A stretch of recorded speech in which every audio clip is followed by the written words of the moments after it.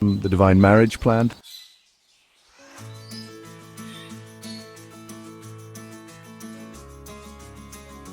The concept of divine marriage emerges as a central theme throughout Scripture, revealing God's ultimate plan to bring forth an eternal wife to join the Godhead Trinity. This profound mystery is first introduced in Genesis chapter 2, verse 24, where the union between man and woman is established as a pattern for a greater spiritual reality. The Apostle Paul later reveals in Ephesians chapter 5, verses 31 to 32, that this marriage pattern actually refers to the profound mystery of Christ and the Church, elevating human marriage to a symbol of a divine union.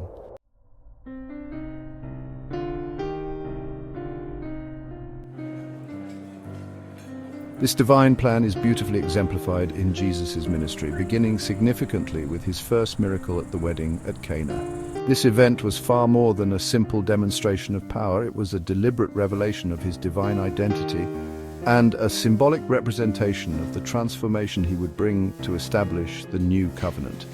The transformation of water into wine symbolized the superior quality of the new covenant he was establishing, pointing to the ultimate transformation of his bride, the Church. The setting of a wedding itself was providentially chosen as it reflected the future relationship between Christ and the Church, with Mary's intercession symbolizing the Church's role in the divine plan.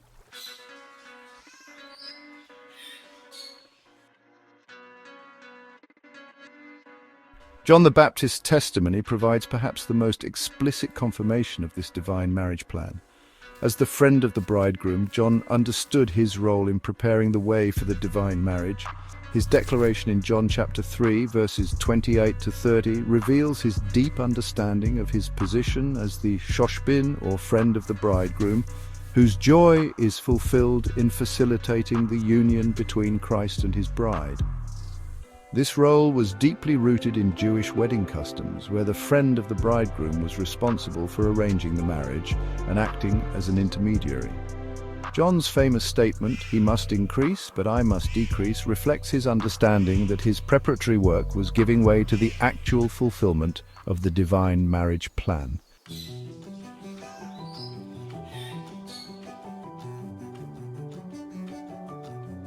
The early church fathers further developed this understanding, emphasizing that marriage is not merely a social contract but a divine institution, reflecting the eternal bond between Christ and believers, ultimately pointing to the Church's destiny as the eternal bride of Christ.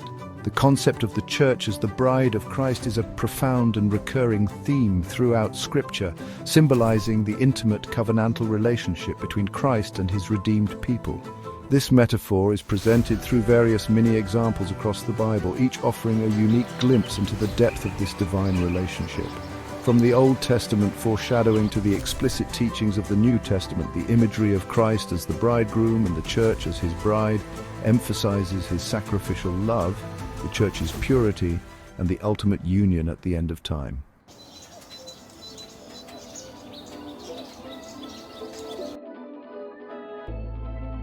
The biblical narrative consistently demonstrates that although God tolerated polygamy in certain historical contexts, it invariably led to serious complications that contradicted his original design for both marriage and spiritual devotion. This pattern begins with Lamech, the first recorded polygamist, whose taking of 2 wives marked a departure from God's established order and was associated with violence and boasting.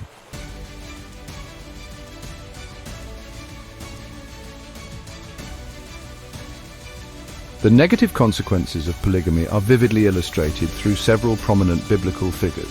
Abraham's marriage to both Sarah and Hagar led to severe family strife, resulting in Hagar and Ishmael's exile. Jacob's complex marriage arrangement with Leah, Rachel, and their handmaids created intense rivalry and jealousy that affected multiple generations. Perhaps the most striking example is Solomon, whose 700 wives and 300 concubines ultimately led to his spiritual downfall, as these relationships turned his heart away from exclusive devotion to God.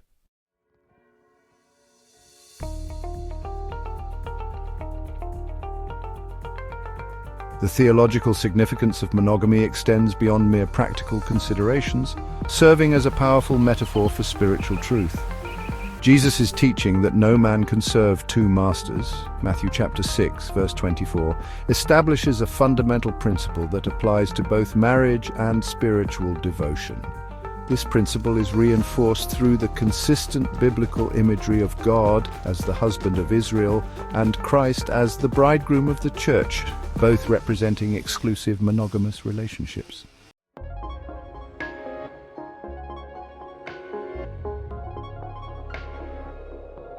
The divine pattern of monogamy finds its ultimate fulfillment in the relationship between Christ and the Church, which serves as the perfect model of God's intended design. This relationship is characterized by exclusive devotion, unwavering faithfulness, and complete unity, qualities that are compromised in polygamous arrangements. The Apostle Paul explicitly connects human marriage to this divine mystery in Ephesians chapter 5, verses 31 and 32. Revealing that the one-flesh union between husband and wife was always meant to reflect the sacred union between Christ and his church.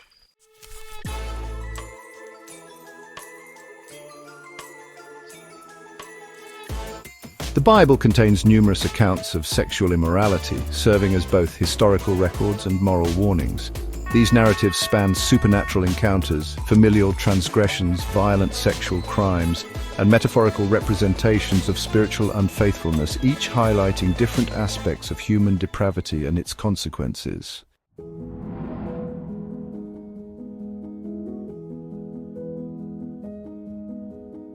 One of the most mysterious accounts of sexual misconduct appears in Genesis chapter 6, verses 1 and 2, describing the union between the sons of God and the daughters of men. Traditional interpretations suggest these were fallen angels who engaged in forbidden sexual relationships with human women, leading to the birth of the Nephilim. The Bible also records several instances of familial sexual misconduct, with one of the most notable being the account of Lot and his daughters, in Genesis chapter 19, verses 30 through 38.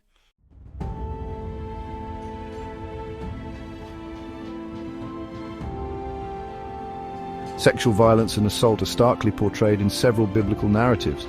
The account of Sodom in Genesis chapter 19 and the parallel story of the Levite's concubine in Judges chapter 19 both involve attempted or actual sexual assault.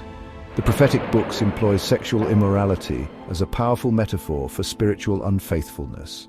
Books like Hosea, Jeremiah, and Ezekiel use the imagery of adultery and prostitution to describe Israel's spiritual infidelity.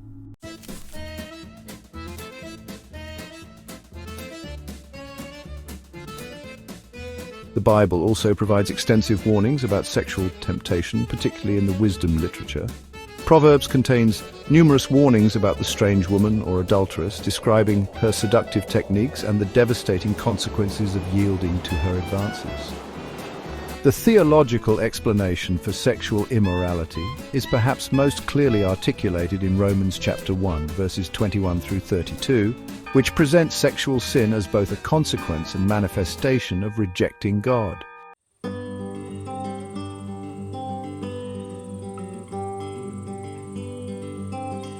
The Bible, while a book of divine guidance and hope, does not shy away from addressing the brokenness of humanity, including tragic tales of lust, deception, and violence. These stories are raw, honest portrayals of human sinfulness that highlight the consequences of immoral actions. Yet interwoven within these narratives is the profound promise of deliverance, forgiveness, and redemption through God's grace.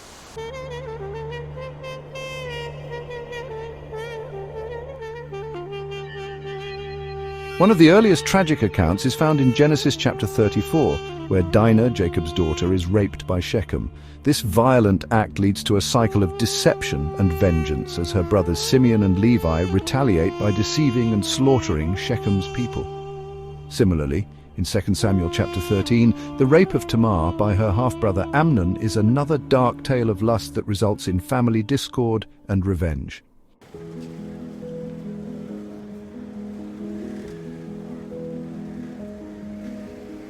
The story of David and Bathsheba in 2 Samuel chapters 11 and 12 is another tragic example of lust leading to sin and suffering. David, consumed by desire, commits adultery with Bathsheba and orchestrates the murder of her husband Uriah. Similarly, the story of Judah and Tamar in Genesis chapter 38 highlights deception and immorality, yet it is through this line that the Messiah would eventually come, demonstrating God's ability to work through human failure to fulfill his divine plan.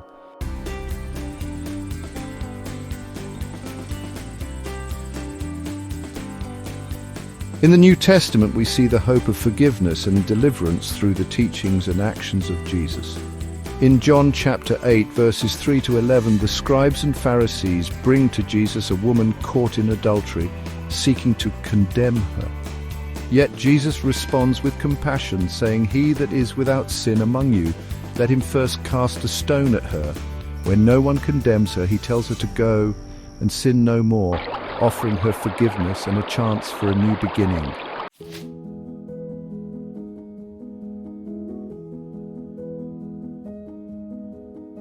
The Bible, as both a sacred text and a literary masterpiece, uses rich, metaphorical and allegorical language to describe marital intimacy. These passages, while grounded in the physical and emotional connection between a husband and wife, also point to deeper spiritual truths about God's relationship with his people.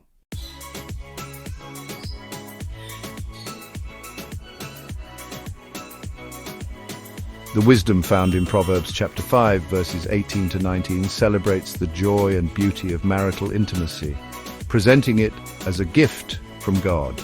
Using metaphors such as the loving hind and pleasant roe, the passage highlights grace, affection, and the physical delight shared between husband and wife. The fountain imagery symbolizes the blessing of love and intimacy within marriage, emphasizing its purity and sacredness.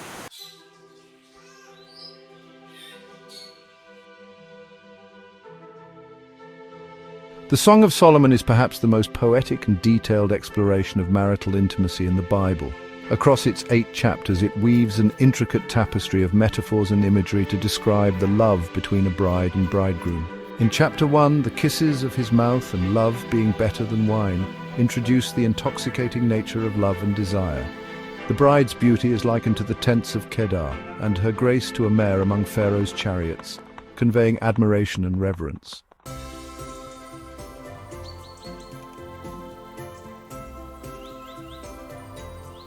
Beyond its celebration of marital intimacy, the Song of Solomon and other biblical passages often serve as allegories for the divine human relationship. The passionate pursuit of love between the bride and bridegroom mirrors God's covenantal relationship with Israel.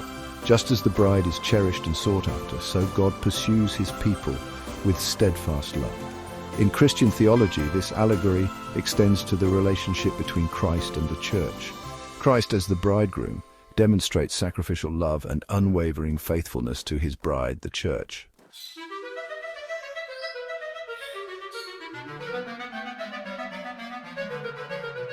The biblical understanding of the male and female sexual organs is steeped in divine mystery and profound symbolism, revealing God's intentional design and spiritual purpose. The male sexual organ, for example, is uniquely chosen by God as a physical representation of his covenant. In Genesis chapter 17, verses 10 to 14, God commands Abraham to practice circumcision as an outward sign of the covenant between God and his people.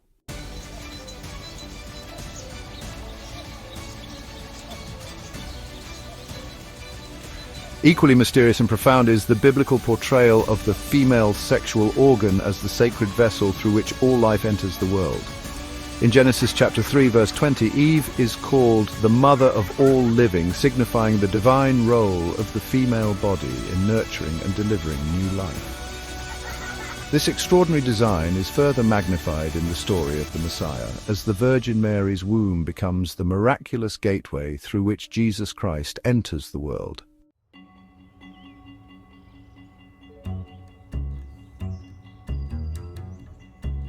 Finally, the mystery of human sexuality is beautifully framed in Genesis chapter 2, verse 25, where it is written, "And they were both naked, the man and his wife, and were not ashamed." This statement reveals the purity, innocence, and divine intentionality of God's creation. Before sin entered the world, the male and female bodies were seen as perfect and without shame, reflecting the harmonious relationship between humanity and their Creator.